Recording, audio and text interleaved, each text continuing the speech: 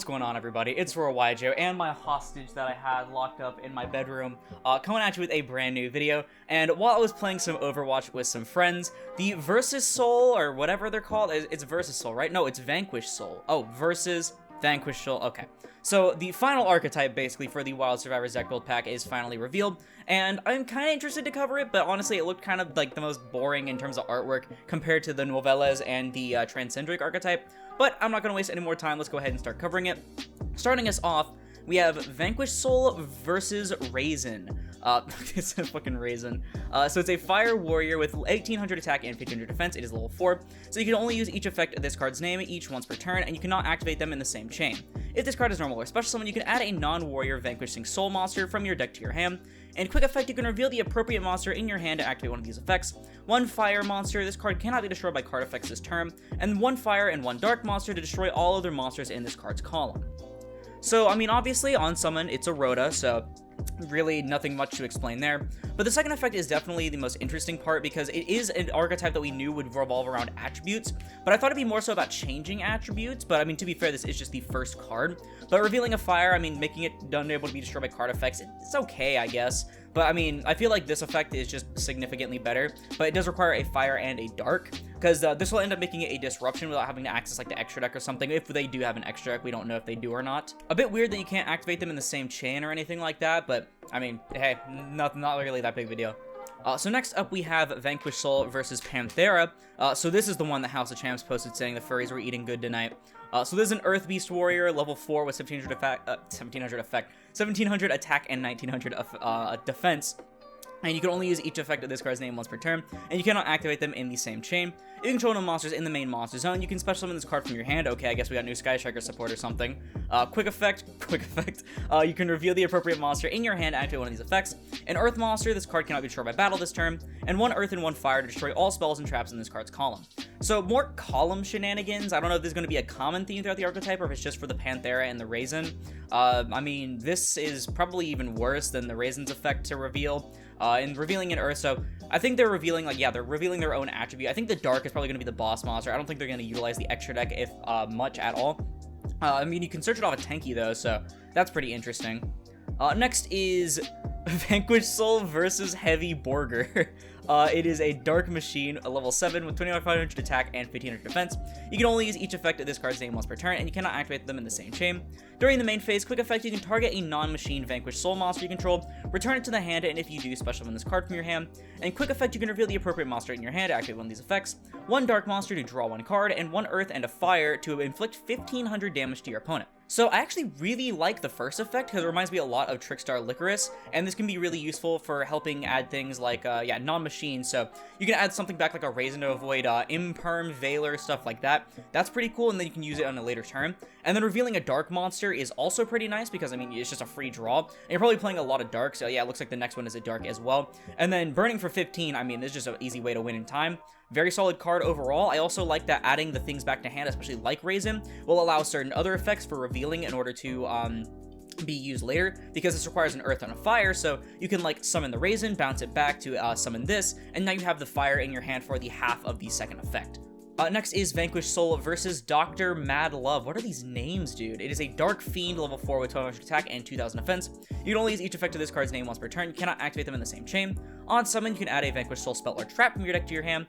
And a quick effect, you can reveal a Dark monster to one face-up monster your opponent controls loses 500 attack and defense, and one Dark and one Earth to return a face-up monster on the field with the lowest defense to the hand, your choice if tied. So I mean, this one's okay. Like, obviously on summon, it's a really good searcher. I mean, I'm assuming the back row is going to be good. But the second effect, I mean, the Dark monster reveal is kind of terrible, but the Dark and the Earth reveal is really nice. And again, it does work with some of the other Darks and Earths and everything that you have in the deck.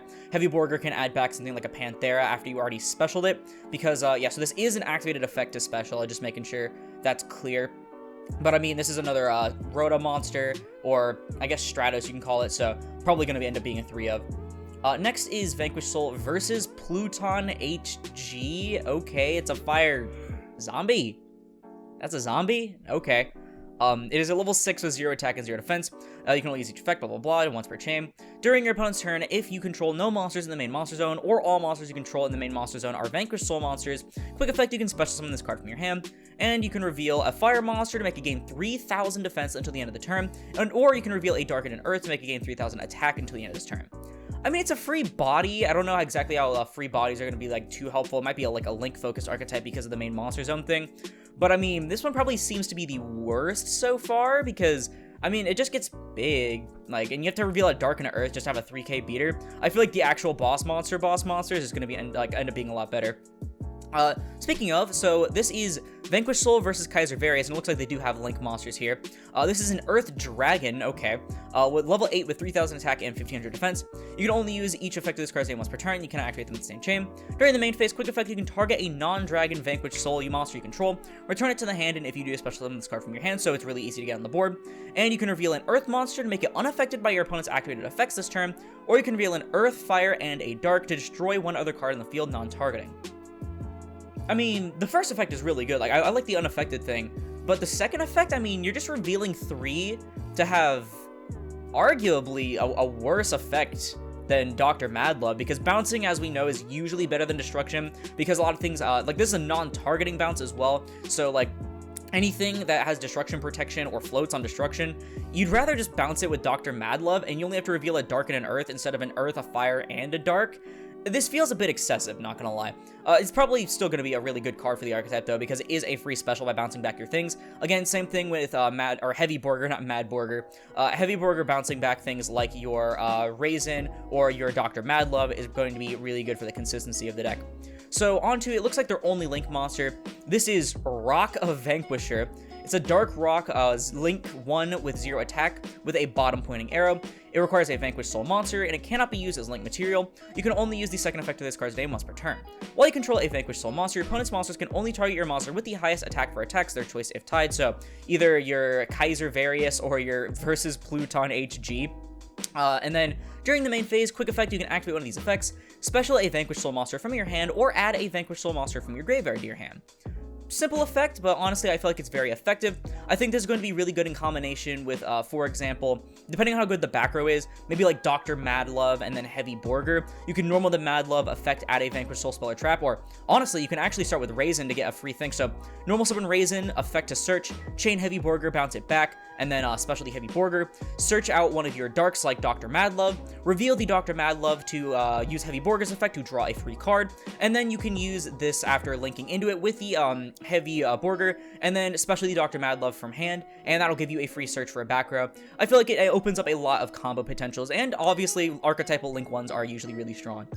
Next up, you have their first spell. It looks like they have 2 spells and 2 traps. So this is Vanquish Soul Dust Devil. It's a quick play spell that says you can only activate 1 per turn. You target a Vanquish Soul monster you control, change its battle position, then you can change face-up monsters your opponent controls to face-down defense position up to the number of Vanquish Soul monsters you control with different names. So, I mean, it's kind of just an archetypal Book of Eclipse. I think that's pretty solid, not to mention, on top of that, you're also booking your own things to prevent, like, things like Imperm. For example, in the Sword Soul matchup or something, say they activate Chi Shao, right? You can use this to, oh, sorry, never mind. This just changes his battle position. You can't actually do that. I'm lying. I'm actually gaslighting all of you into thinking this card's broken. No, but it's still pretty good. Like, archetypal Book of Eclipse is always really nice. And then we have Vanquish Soul Continue. It's another quick play spell, so you can only activate 1 per turn. Pay 500 life points, then target a Vanquish Soul monster in your graveyard. Either add it to your hand or special summon it in defense position. I mean, this is just a free monster reborn. I mean, it is a hard once per turn, but it's not really that big of a deal. Paying 500 does feel a little weird, but it's not that big of a deal. So next up, we have their first trap. This is Vanquish Soul Trinity Burst. It's a normal trap that says you can only activate 1 card of it per turn. Target a Vanquish Soul monster you control, special up to 2 Vanquish Souls from your hand with different names from each other and different original attributes from the targeted monster, but their effects are negated, also return them to the hand during end phase. Then you can return all opponent's cards in that target's and the summoned monster's columns to the hand.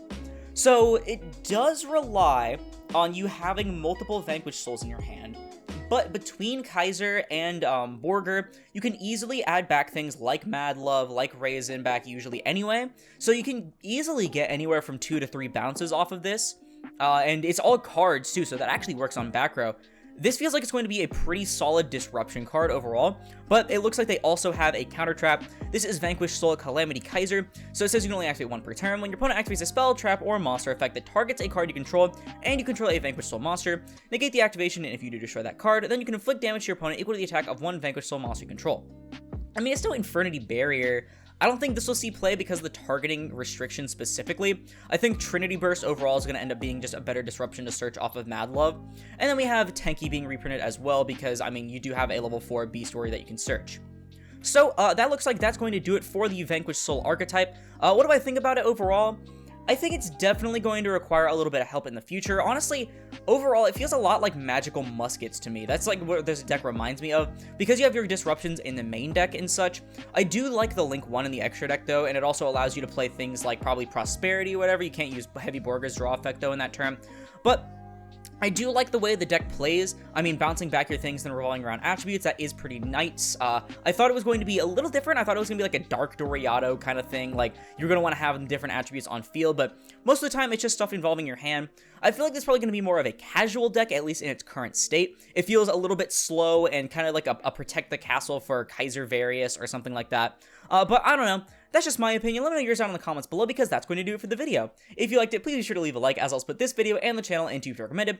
And if you like this content and you want to see more like it, like the rest of my review series, I review every single new archetype that comes out, as well as new support that comes out for every archetype, as long as it's at least 2 cards. Then perhaps consider subscribing, because we're on our way to 5,000 subscribers by the end of 2023. We've been having a massive growth spurt lately, and I cannot thank you all enough. Not to mention, it supports the channel more than anything else, and it's absolutely free. But once again, thank you all so much for watching, and I'll see you in the next one. This is Aurora, signing off.